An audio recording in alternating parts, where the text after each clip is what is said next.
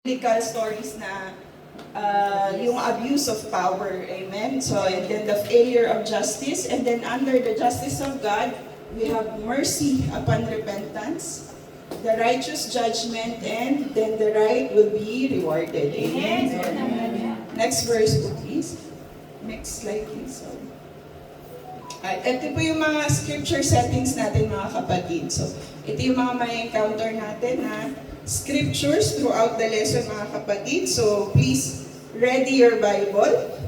Amen. And the next po, yung ating focus. Ang focus ng ating pong lesson today is, men in authority may judge unrighteously, but the Almighty is a righteous judge whose decisions are always just. In the end, justice will prevail. So, ibig sabihin mga kapatid, tayo po mga tao dito sa ating mundo, mga kapatid, na gaano man kataas yung pinag-aralan ng isang tao, gaano man kataas yung antas niya sa lipunan o yung posisyon niya, yung mga hukom, yung mga namumuno sa gobyerno, mga kapatid, yung mga may otoridad sa atin, ay likas na may mga pagkakamali po at may limitasyon yung kanilang panghuhusga or paghuhukom, mga kapatid. Pero ang ating Panginoong Diyos, mga kapatid, ay isang matuwid na hukom, mga kapatid, na ang mga desisyon niya ay laging makatarungan. Amen? Praise the Lord. So ang ating key verse po, mga kapatid, pwede po ba natin basahin? Praise the Lord. Praise the Lord. Zen? Praise God. So Genesis 18:25, that be far from thee to do after this matter, to slay the righteous with the wicked, and that the righteous should be as the wicked, that be far from thee shall not be judging of all the earth, do right. Praise God. Amen. Shall not the judge of all the earth do right? So I trust the Lord, mga kapatid, na tayo ay familiar na po sa story ng Sodom and Gomorrah, mga kapatid. Amen? So bago po naganap ang judgment ng ating, dahil sila po ay mga makasalanan, so pinalusahan sila ng ating Panginoon. And bago naganap yung judgment sa kanila ng Panginoon, mga kapatid, this is, yung verse na to, mga kapatid, is part of Abraham's conversation with the Lord. Amen? So nag-intercede si Abraham po doon sa plano ng Panginoon na lipunin yung bayan ng Sodom and Gomorrah, mga kapatid. So, in layman's term, ang sinasabi po dito ni Abraham is parang, Lord, imposible. Imposible na parusahan mo yung mga inosenteng tao na nandoon sa Sodom and Gomorrah. So, it's out of your character, mga kapatid. Yun ang sinasabi po dito ni Abraham. So, kasi sabi nga ni Abraham, paano naman yung mga inosenteng tao doon sa Sodom and Gomorrah? Amen. So, bilang pinakamataas na hukom ng lahat, syempre po, tama lang at makatarungan ang desisyon na gagawin na po, hindi po ba? So, yun po ang sinasabi dito ni Abraham. And we will elaborate on that sa ating lesson, mga kapatid. So, introduction, mga kapatid. Bago tayo magsimula, ano po bang ibig sabihin ng hustisya or katarungan, mga kapatid? What is the meaning of justice?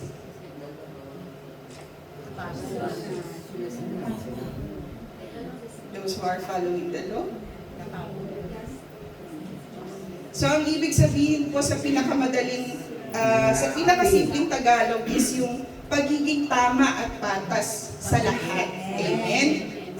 So ito po ay parang timbangan, mga kapatid, na ang hustisya po ay ang pag-iingat na walang panig na mas mabigat o mas magaan, mga kapatid. Kailangan balanse lagi ang paghuhusga. Amen?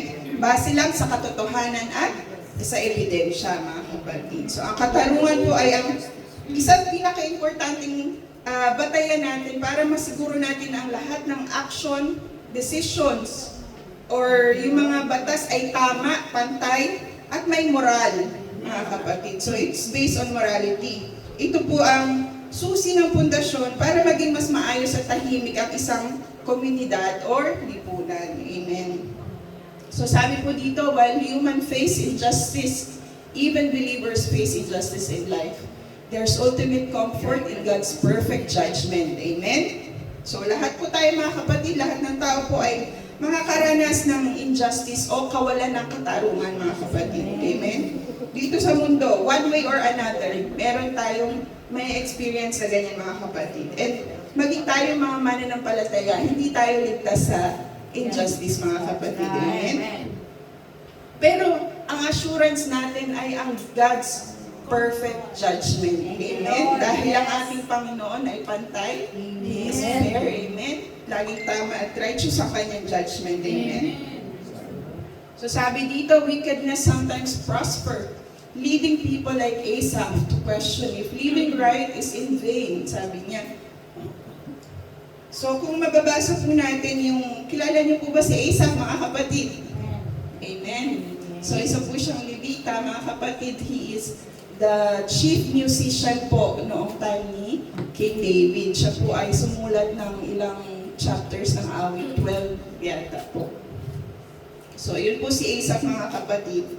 Kasi minsan, di ba, talagang mapapatanong tayo mga kapatid na nakikita natin, especially now sa Pilipinas, di ba, yung mga contractors. Amen? Kung sino yung mga gumagawa ng kasamaan, kung sino yung gumagawa ng kabaluktutan mga kapatid, sila pa yung umaasenso sa buhay. Sila pa yung mga nagtatagumpay. So dito, doon po sa Psalms chapter 73, 2 to 13, kung atin pong babasahin, nagsimula dito si Asaph, yung pag-amin niya, kung paano muntik na siyang matisod mga kapatid sa kanyang pananampalataya at magduda sa Diyos. Dahil nakita niya yung kawalang katarungan sa mundo, kagaya na nangyayari sa mundo natin ngayon mga kapatid. So nakita niya kung gaano sila kasagana, na para bang wala silang mga problema.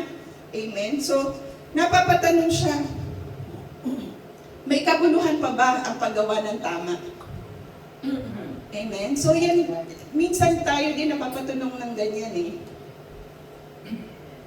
But, ang sabi dito po, God, the righteous judge, will make all things right. Amen. Sabi niya dun sa Psalm 73 verse 17, until I went into the sanctuary of God, then I understood their end, mga kapatid. So, ano po nangyari?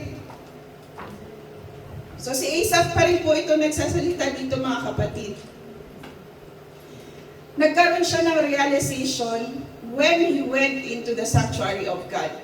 Amen? Ibig sabihin mga kapatid, sa presensya ng Panginoon, maaalala po natin na ang kanyang paghuhusga ang mahalaga dahil lagi itong tama at laging makatarungan. Amen? So nung pumasok siya sa sanctuaryo, hindi ibig sabihin na pumasok lang siya sa templo, pumasok siya sa isang gusali mga kapatid, pero bumalik siya sa presensya ng Diyos at nag-focus siya sa Panginoon. Sa pamamagitan po ng tapat na pagsamba, pagdarasal at pag-aaral ng kanyang mga salita, mga kapatid. Doon niya naunawaan, mga kapatid.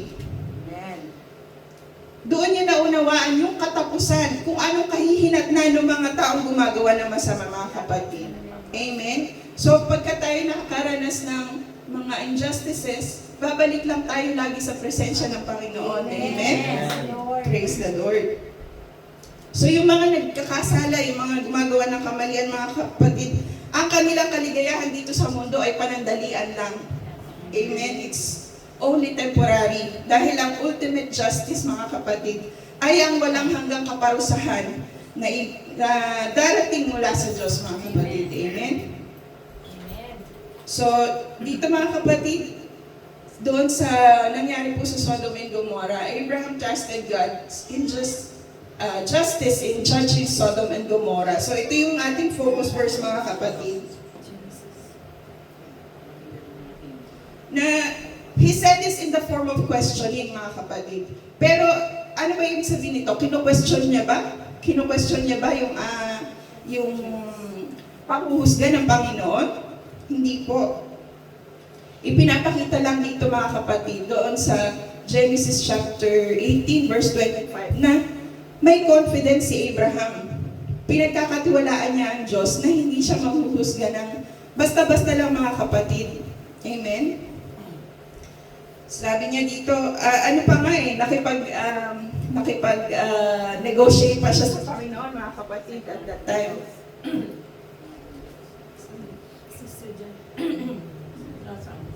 Amen. So, praise the Lord.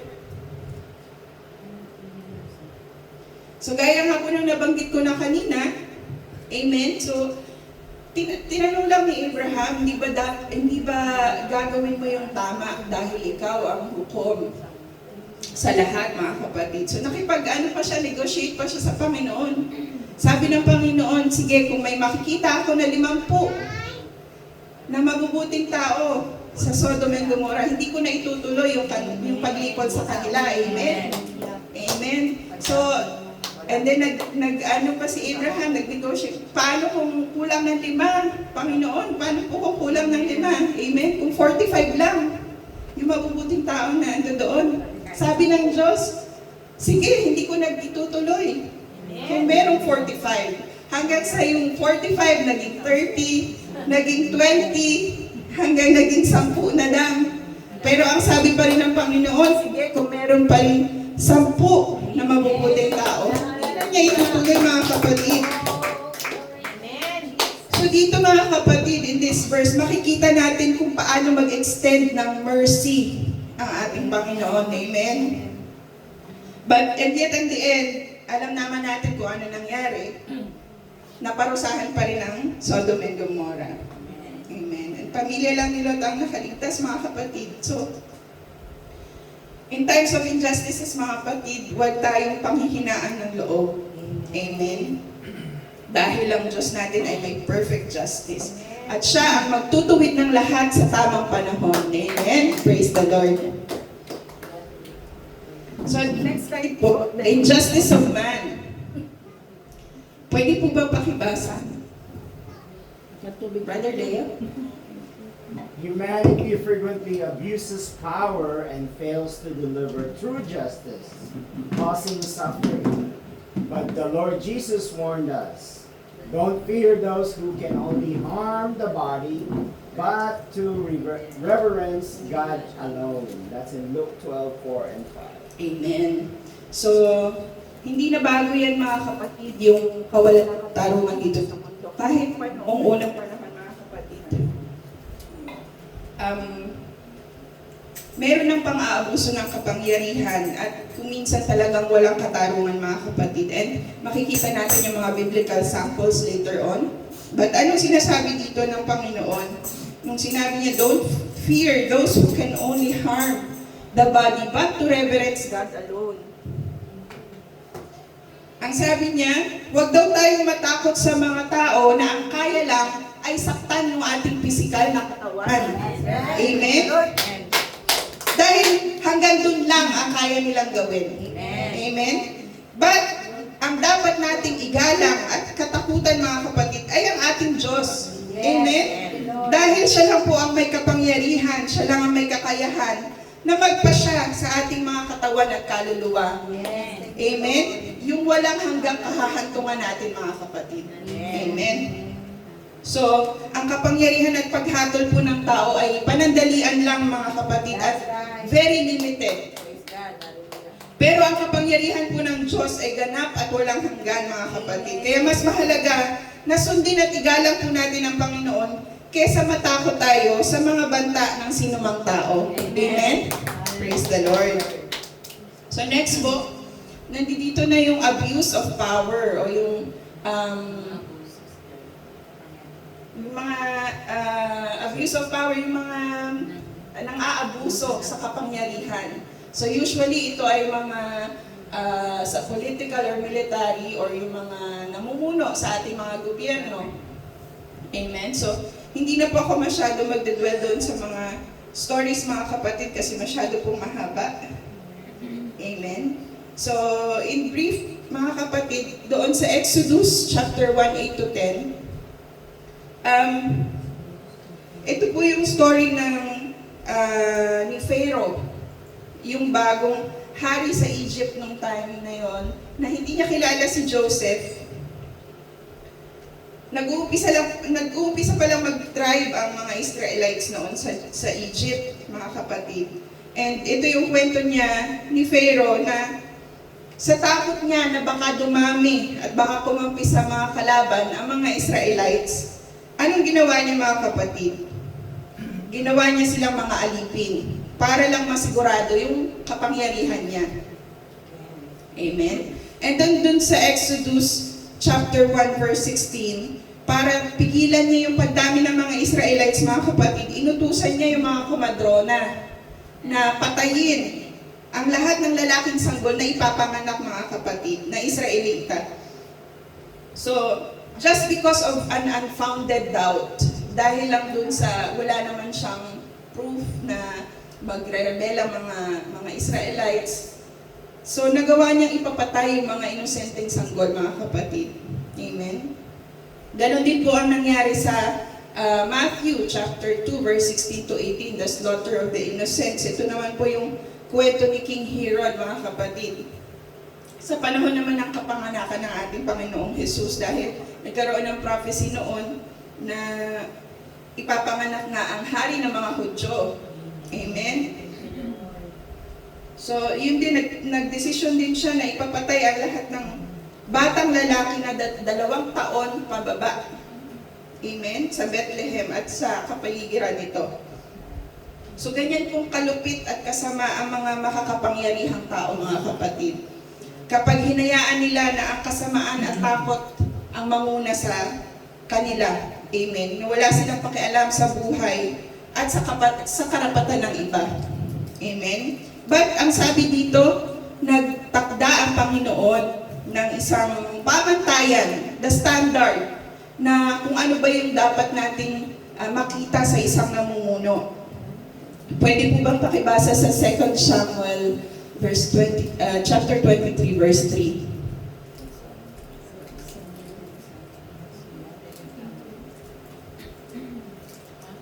Amen. Praise the Lord. 23 verse 3. Praise the Lord. Amen. Sinabi ng Diyos ng Israel, ang malaking bato ng Israel ay nagsalita sa akin, ang naghahari sa mga tao na may katuwiran na mamahala sa katakutan sa Diyos. Amen. Amen. So ano pong sabi? Ano daw ang standard ng isang namumuno dapat mga kapatid? Amen. Amen. Hallelujah. So dapat siyang matuwid, maging matuwid, kailangan tapat, makatarungan, at walang kinikilingan sa kanyang pamamahala mga kapatid. At dapat siyang mamumuno ng may takot sa Diyos. Amen. Kailangan niyang kilalanin na mayroong mas mataas na pinuno sa kanya. Amen. Amen. So, ang isang leader na sumusunod po sa Diyos, mga kapatid, ang magdadala ng tunay na pagpapala po sa kanya na nasasakupan, mga kapatid. Amen? So, tatandaan po natin yan, mga kapatid. Yan po ang dapat natin maging standard sa pamimili natin, mga kapatid, ng mamumuno sa ating bansa. Amen? Hindi lang porke nabigyan ng ayuda, yun na yung iboboto mo. So, kilalanin natin, mga kapatid, yung ating mga leader. Amen. So, isa pang place ng injustice, mga kapatid, ay sa mga negosyo naman, mga kapatid. Amen. So, ang problema, ano po ba karaniwan yung mga halimbawa ng injustices sa negosyo or sa economic? Overpriced. Amen. Overpricing. So, yung mga modern advertising ng mga too good to be true. Amen. Doon sa poster, napakalaki ng burger at saka ng chicken. Pero pag pumunta ka doon sa actual, maliit lang pala. Amen. So, yan po yung mga halimbawa, mga kapatid. At yung mga patalastas ng alak. O yung mga nag-eentay sa mga kabataan, lalo na mamuhay sa kamunduhan. Amen. So, yan po yung mga madalas na injustices na ma-encounter natin in the economic or in the marketplace, mga kapatid. Ang halimbawa po dito, mga kapatid, yung pagkakaroon ng 2 timbangan. Amen. So yung isang timbangan, magaan, para makabenta ng maraming mga kapatid. At yung isang timbangan ay mabigat. Amen. So para makapagbenta ng kaunti. Kasi nung panahon mga kapatid, wala naman yung analog at saka digital na timbangan eh. Amen. So yung mga timbangan nila noon hindi legislated ng government. So napakadaling mandaya. Amen. Pero ano pong sabi ng Panginoon? Sa Deuteronomy chapter 25 verse 15 mga kapatid. Isang tunay. Lord. Amen. Praise God. Hallelujah. Amen. Gracias, wala. Praise God. Hallelujah. Hallelujah. Deuteronomy 25:15 sa Tagalog po. Isang tunay at tapat na pakalan, magkakaroon ka. Isang tunay at tapat na pakalan, magkakaroon ka. Upang ang iyong mga araw ay tumaga sa ibabaw ng lupaing ibinibigay sa iyo ng Panginoon mong Diyos. Praise God. Amen. Praise the Lord. So kailangan meron tayong perfect and just weight mga kapatid. Yung tamang timbangan lang. But this law of the Lord mga kapatid ay hindi lang sa literal na timbangan mga kapatid, kundi para sa lahat ng klase ng negosyo. Amen. Na dapat laging maging tapat at makatarungan sa lahat ng transaksyon. Amen. Amen. Walang daya, walang panloloko sa kapwa. Amen. Amen. So dahil, ano sabi, may kapalit ang pagsunod sa katarungan ito mga kapatid. Ang sabi, yung gantimpala, kapag tayo mga kapatid daw ay nabubuhay ng matagal, kapag tayo tapat, tayo daw po ay mabubuhay ng matagal at magiging ligtas sa lupain na ibinigay ng Diyos. Amen. At ang babala po ay dun sa mga nandaraya mga kapatid, ito daw po ay kasuklam-suklam sa ating Panginoon. It's an abomination to the Lord mga kapatid. Amen.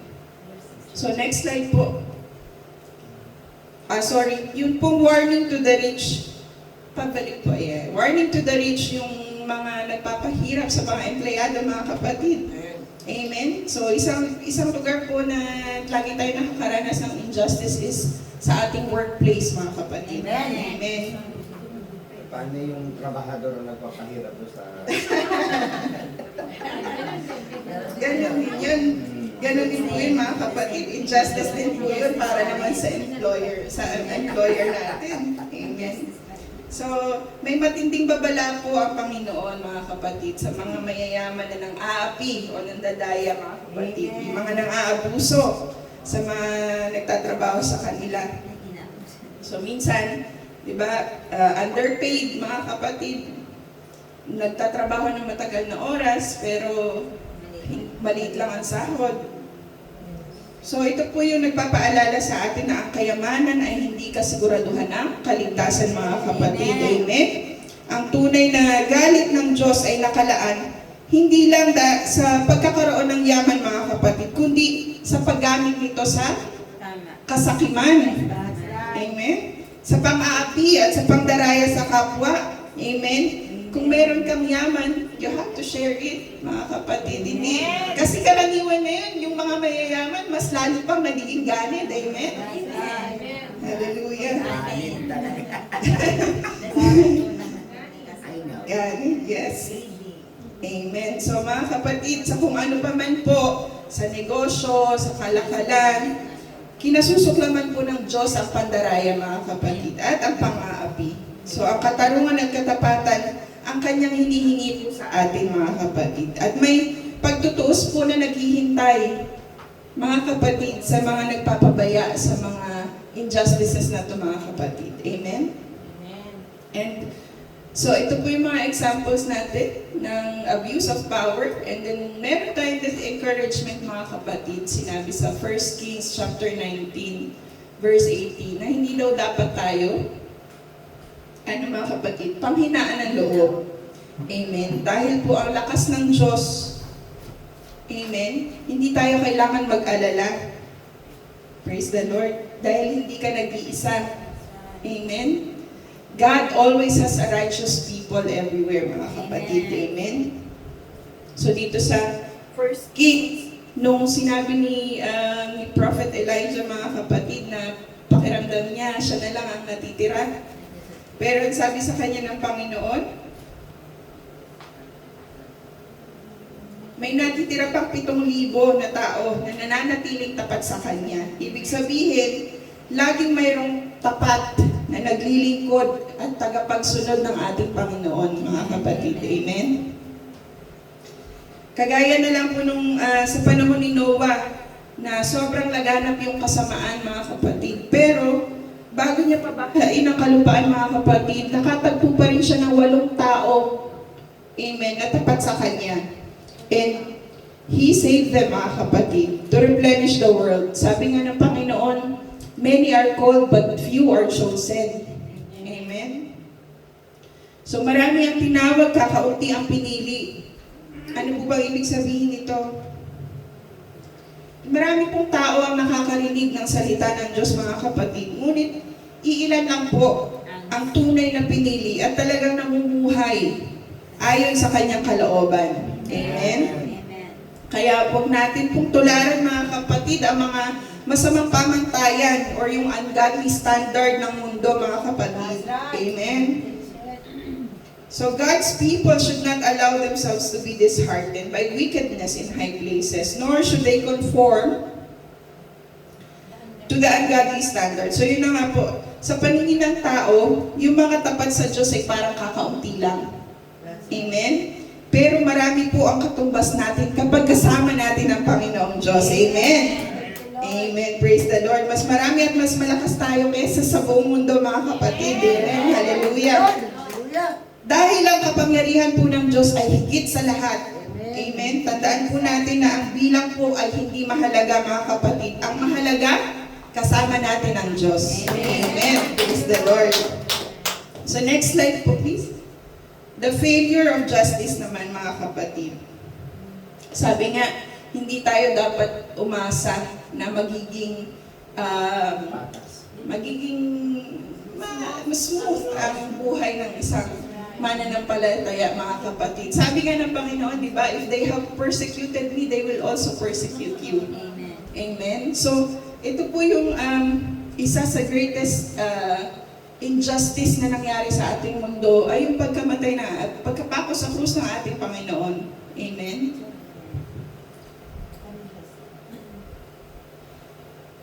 Dahil noon pong time na yun, nandoon lahat ng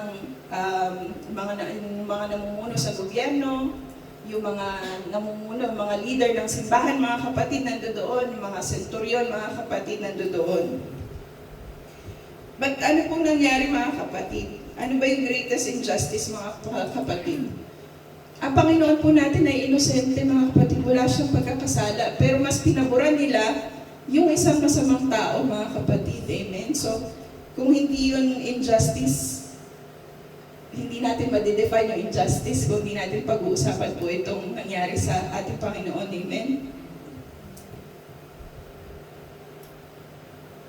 But ang sabi nga po, kagaya po ng team natin noong nakaraang Wednesday na all things work together for good. Amen? To them that love God, and to them who are called according to His purpose. Kapag tayo lumalakad sa kasama ang ating Panginoon, walang sayang, mga kapatid. Every pain has a purpose, mga kapatid. Every trial has a testimony. Amen. Every setback is a setup for God's glory. Amen. Praise the Lord. So ito nga po yung nangyari sa ating Panginoon. The cross, yung nangyari doon, mga kapatid, it looks like the worst event in the history, mga kapatid. But ano ginawa ng ating Panginoon? He turned it into the greatest victory, which is the salvation of mankind. Amen? Praise the Lord. Palakpakan natin ang Panginoon. Hallelujah. And the next is common experience. Ayan. Sabi nga po, lahat tayo makakaranas ng kawalang katarungan, mga kapatid. Walang sino mang tao ang ligtas. So naandyan yung mga, ano ba yung mga karaniwan, mga kapatid? Yung corporate nepotism, ano pong ibig sabihin yan? Yung mga, sa mga companies, di ba? Yung mga, mas pinapaboran yung kamag-anak, mas pinapaboran yung kakilala, yung kaibigan. And legal errors, yung mga pagkakamali ng desisyon, mga kapatid, sa korte or batas. And broken warranties, o yung hindi pagtupad sa pangako, mga kapatid. Amen? And then the caprice of fads na binanggit po sa Ecclesiastes chapter 9 verse 2, yung bigla ang pagbabago ng ating pamumuhay o yung ating kapalaran na hindi natin kontrolado, mga kapatid. So yan po yung mga injustices na maaari nating maranasan. At apektado po tayong lahat dyan. Amen? So ano ba ang pananaw po ng ating Panginoon dito? Ang sabi doon, man's injustice into his fellow man displeases God, as truth is fallen in the street and equity cannot enter. That's from Isaiah chapter 59, 14, verse 15, mga kapatid. So hindi po natutuwa ang Diyos, mga kapatid, sa kawalang katarungan na ginagawa ng tao sa kanyang kapwa, mga kapatid. Amen? Ibig sabihin po, para sa Diyos, malungkot na makita niya, mga kapatid, na itinatapon lang ang katotohanan. Amen. At wala nang puwang ang hustisya sa mga desisyon ng tao, mga kapatid. Sabi ng lubos pong ikinakagalit ng Diyos ang pag-aapi at ang pagkawala ng patas na hustisya sa mundo. Amen. Praise the Lord. And the next slide po, please. So, andito na tayo sa justice of God, ang hustisya ng ating Panginoon. God will establish His kingdom with perfect ultimate justice for all. So, ibig po sabihin, mga kapatid, sa huli, darating po ang panahon, mga kapatid, na ang Panginoon mismo ang mamumuno sa ating mga kapatid. At sa ilalim po ng kanyang paghahari, mga kapatid, magiging perpekto ang lahat. Wala nang maaapi, wala nang kawalan ng hustisya, mga kapatid. Sabi nga po niya sa Isaiah chapter 9 verse 7, with judgment and with justice, and henceforth, even forever. So sigurado po ang pamamahala ng Diyos ay magiging tama, patas, at walang katapusan, mga kapatid. Wala na pong makakapagbago rito, mga kapatid. At tatandaan po natin ang pangako ng Panginoon, mga kapatid. Pakibasa po sa Ecclesiastes chapter 12 verse 14. Ito na po. For God shall bring every work into judgment with every secret things, whether it be good or whether it will be evil. Amen? Naintindihan po ba natin, mga kapatid? For God shall bring every work into judgment with every secret thing, mga kapatid. Walang makakalusot. Amen. Amen? Sa huling paghuhukom, mga kapatid, lahat ng ating mga ginagawa, hayag man yan, o yan man ay yung mga pinakatago-tago nating lihim, mga kapatid, alam yan lahat ng Panginoon. Amen. And syempre po, yung bawat mabuting gawa ay gagantimpalaan, at ang bawat masamang gawa ay sisingilin, mga kapatid. Amen. But hindi tayo kailangan mag-worry, mga kapatid. Next slide po, please. Because judge always has a righteous judgment, mga kapatid. It's God's nature, mga kapatid, na ating Panginoon po ay hindi siya tyrant or hindi siya yung anong tawag doon? Diktador, mga kapatid. But He is always merciful and gracious and ready to forgive. Pero, mga kapatid, ang mercy ng Panginoon ay hindi license for us to keep on living in sin, mga kapatid. Amen? Hindi dahil maawain at laging nagpapatawad ang Panginoon, ibig sabihin, okay na tayong magkasala. Amen? So, hindi po ganun ang ibig sabihin ng mga kapatid. Dahil sinabi din po sa Exodus chapter 34 verse 6 to 7 na ang kalikasan ng Diyos ay maawain pero hindi nagpapabaya.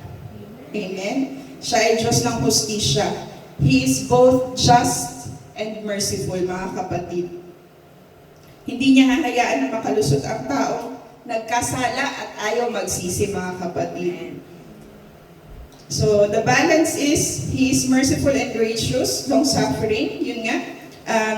Sabi dito, keeping mercy for thousands, forgiving iniquity and transgressions, and sin, and that will by no means clear the guilty. Alam niyo po ba na yung kaparusahan sa mga kasamaan na ginagawa ng tao ay hanggang 4th generation, mga kapatid, tinitingnan niya ng Panginoon. Amen? Sabi doon, mercy is a catalyst for change. not a caution for complacency. So hindi natin pwedeng abusuhin mga kapatid ang mercy ng ating Panginoon. Amen. Ito ay napakalaking regalo sa atin na dapat maging inspirasyon natin para tayong mamuhay ng tama at banal mga kapatid. Hindi para gawin itong dahilan sa paggawa ng masama. Amen. That's right. Kasi kung naiintindihan mo at nauunawaan mo yung halaga ng kapatawaran ng Panginoon mga kapatid, na ang katarungan ng Diyos ay humingi ng bayad, anong ibinayad niya mga kapatid? Yung kanyang buhay, yung kanyang dugo mga kapatid. Amen? So, kung naiintindihan mo to, hindi mo na gugustuhin na balikan pa yung pamumuhay ng makamundo mga kapatid o yung pamumuhay sa kasalanan. Amen? Ano po ba dapat ang tamang reaksyon mga kapatid sa awa ng Diyos? Amen? Hindi yung pwede pa akong magkasala kasi later on pwede ako mag-repent. Hindi po ganun mga kapatid. Dapat ang reaksyon natin, paano ko ba mamahalin? Paano ko ba mapaglilingkuran ng isang Diyos na napakabuti sa akin? Amen? Praise the Lord. Ang pagpapatawad po ng Diyos ay walang limitasyon para sa mga nagsisisi. Sabi nga po sa 1 John 1:9, if we confess our sins, He is faithful and just to forgive us our sins and to cleanse us from all unrighteousness, mga kapatid. Amen? So, wag nating abusuhin ang kabutihan ng Diyos, mga kapatid. Amen? Ang awa niya ay hudyat para magbago ka. Ngayon, hindi para ipagpabukas ang pagsisisi, mga kapatid. Amen? Praise the Lord. So, next slide po. So, ito yung batayan ng ating Panginoon sa kanyang judgment, mga kapatid. Pwede po ba natin basahin ng Isaiah chapter 11, verse 3 to 4?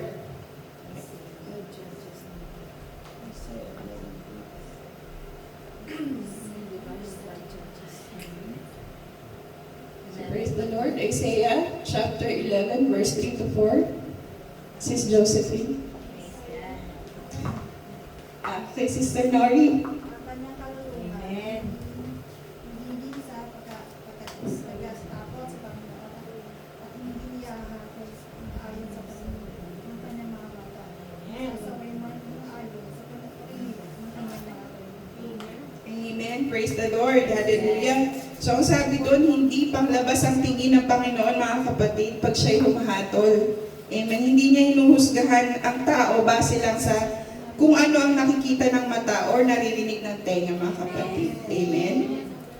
Anong kanyang sukatan, mga kapatid? Siya ay humahatol ng may katarungan at katwiran, mga kapatid.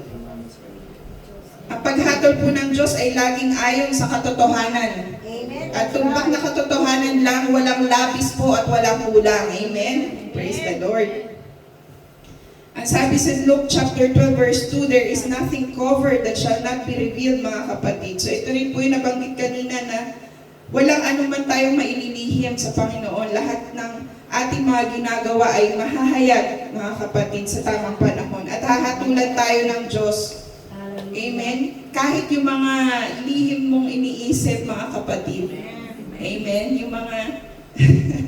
May tinuturo ka dyan. Praise the Lord. Diba? So, yung akala mo, ay, hindi naman ako nakikita ni Pastor, makapunta ka ng disco. So, yan. Hindi porket hindi nakikita ng mga tao, mga kapatid, yan ay laging nakikita ng Panginoon. Amen. So, there is no excuse, mga kapatid. Amen. There is no excuse, mga kapatid. Walang palusot. Sabi nga po doon sa Matthew chapter 12, verse 41 to 42.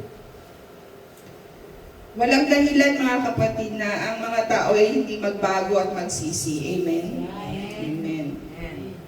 So, yung mga tao sa Nineveh at saka yung sa Queen of the South, mga kapatid, kung nagawa nilang magsisi, amen, wala tayong magiging dahilan kung bakit hindi natin magagawa ang pagsisisi, mga kapatid. Amen?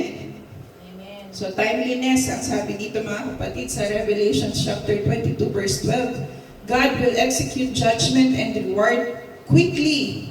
Mabilis ang pagdating, mga kapatid. Amen? Mabilis niyang ipapatupad ang kanyang paghuhukom, mga kapatid. At magbibigay siya ng gantimpala para sa mabubuting gawa. Amen? At malapit na, mga kapatid, ang kanyang paghahatol, mga kapatid. Hallelujah. Kaya samantalahin po natin ang pagkakataon, mga kapatid, na tayo ay makapagsisi. Amen. And next slide po, please. The right will be rewarded, mga kapatid. Amen. So there's a universal appointment, mga kapatid. Darating po ang panahon, mga kapatid, lahat tayo ay haharap sa judgment ng ating Panginoon. Amen. Sabi sa 2 Corinthians 5:10, we must all appear before the judgment seat of Christ, that everyone may receive the things done in his body according to that he hath done, whether it be good or bad. Amen. So lahat po ng ating ginagawa ay may kapantay, mga kapatid. May gantimpala sa Panginoon at may kaparusahan kung ito'y masama, mga kapatid. Amen. So, ano po bang layunin doon, mga kapatid? Ang bawat isa ay tatanggap ng ganti ayon sa kanyang ginawa. Amen? Habang buhay, mabuti man yan o masama, mga kapatid. Walang makakaligtas, walang labis or kulang na ganti, mga kapatid. Amen. So reward verses 2. Those who fear and obey God face the end with boldness, not fear. So walang takot. Ang tapat, mga kapatid. Kung ikaw ay tapat sa Diyos, hindi ka dapat natatakot, mga kapatid. Amen. Ang mga taong may takot at sumusunod sa Diyos ay hindi haharap sa wakas nang may takot, kundi may lakas ng loob, mga kapatid. Amen? Bakit po? Dahil handa tayo, mga kapatid. At alam natin na ang ating pananampalataya po ang nagdala sa atin sa katwiran. Amen? Praise the Lord. Ano bang kapalit nitong earthly suffering natin, mga kapatid? The eternal life, yung kaluwalhatian natin, mga kapatid, ay bibigay sa atin ng Panginoon. Amen? Walang katumbas na kaluwalhatian, sabi nga sa Romans chapter 8, verse 18. Lahat ng paghihirap at pagsasakit na ating nararanasan sa mundong ito, mga kapatid, ay walang halaga. Amen? At hindi mahiyahambing doon sa gantimpalang iahayag ng Diyos sa atin, mga kapatid. Amen? So kapag dumating na po ang paghuhukom, mga kapatid, aaminin at kikilalanin ng lahat ng tao na ang pamumuhay ng matuwid ang pinakamainam na paraan, mga kapatid. At talagang may Diyos na naghuhukom sa buong lupa. Amen. Praise the Lord. So when judgment comes, the world will acknowledge that the way of the righteous is the best way. Amen. Ang paggawa po ng tama ay hindi kailanman magiging walang kabuluhan. Amen. Praise the Lord. So may gantimpala pong maluwalhati na naghihintay para sa atin sa huli. Amen? Ipapakita ng Diyos lahat ng kanyang mga katarungan, na ang kanyang katarungan ay mananaig palagi. Amen? Thank you, Lord. Hallelujah. Next slide po, for our summary, mga kapatid. Justice will always prevail. Hindi man natin yan makikita dito sa mundo ngayon, but sa pagdating ng ating Panginoon, yan po ay magaganap, mga kapatid.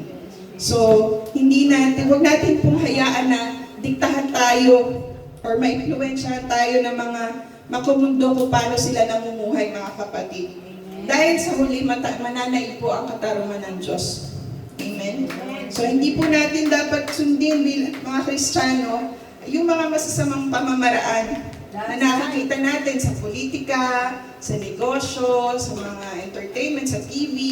Hindi po natin dapat itong sundin. Amen. We are being held to a higher standard bilang mga Kristiyano, mga kapatid, na kahit na kakaunti tayo in numbers, but we should be the salt in an ungodly world, mga kapatid.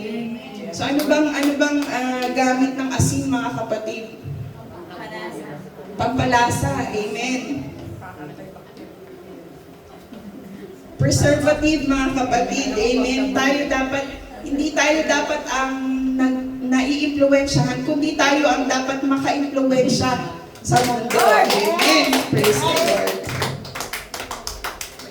So there's a comparison mga kapatid. In the world's view, pinapalakpakan po ng tao mga kapatid ang nananalo. It doesn't matter kung nandaya man siya or kung ano yung nang-apak man siya ng kapwa niya or gumamit siya ng masamang paraan para siya'y magtagumpay. Hindi po yan, yan po ay pinapalakpakan ng mundo regardless. Amen? Pero sa Panginoon mga kapatid, ang sabi niya, the last shall be first. Sa kaharian po ng Diyos, baliktad ang sukatan mga kapatid. Ibig sabihin sa paghatol po ng Diyos, yung mga nagpapakumbaba, Amen, ay tataas mga kapatid. At nananatiling tapat at matuwid kahit sila'y nawalan o napag-iwanan, ay sila po ang bibigyan ng kalawalhatian at gantimpala mga kapatid. Amen?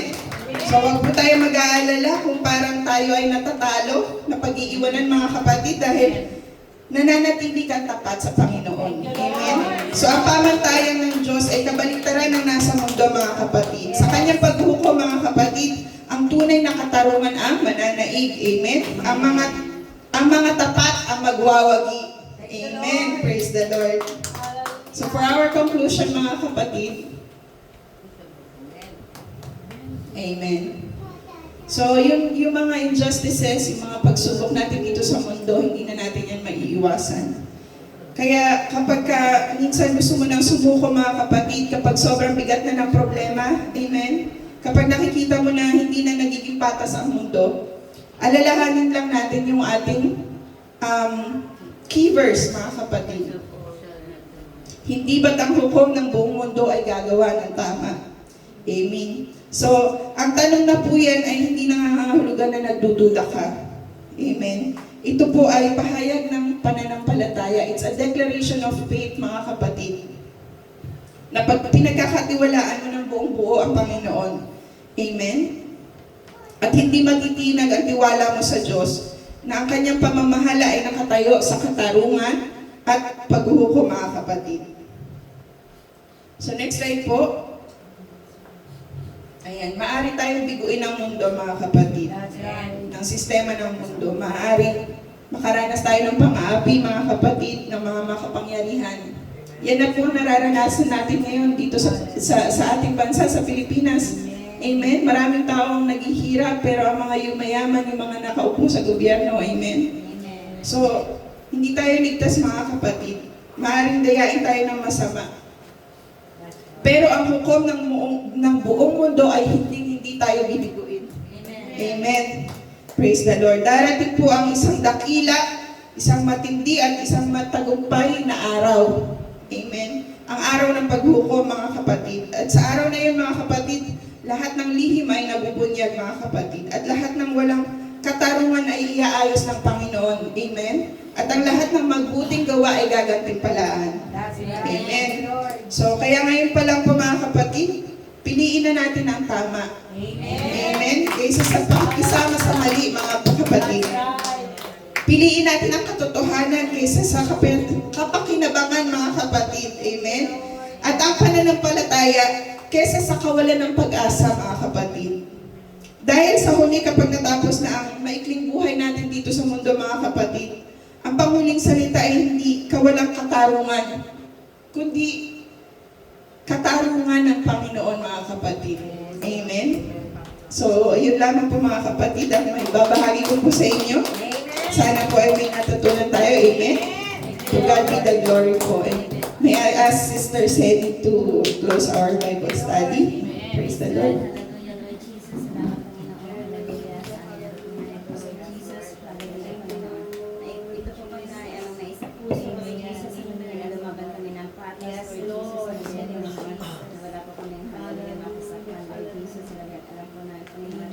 Bawat kasalanan, Panginoon, ay ito po, Panginoon, ay katapat na kaparusahan, Lord Jesus, hallelujah. Ngunit, Panginoon, ito pa aming isa-isip, Lord Jesus, palagi, Panginoon, sa bawat isa sa amin, Panginoon, at ito po, Panginoon, ay aming dadalhin sa aming pang-araw-araw, hallelujah, Lord Jesus, ay lamang po dito sa loob ng church, Lord Jesus, Panginoon, at dinagin po, Panginoon, hallelujah, sa labas, Lord Jesus, at sa mga taong, hallelujah, Panginoon, hindi nakakapilala sa inyo o hindi po sumusunod sa inyo, Lord Jesus. At muli, Panginoon, i-bless you si Prince of Lord Jesus. Yes, Lord. Na ibahagi niya ang salita po ng Lord Jesus. Ito, Panginoon, ay aming itinataas sa iyong magaling sa pangalan. In Jesus' name we pray. Amen. God bless you, Sister.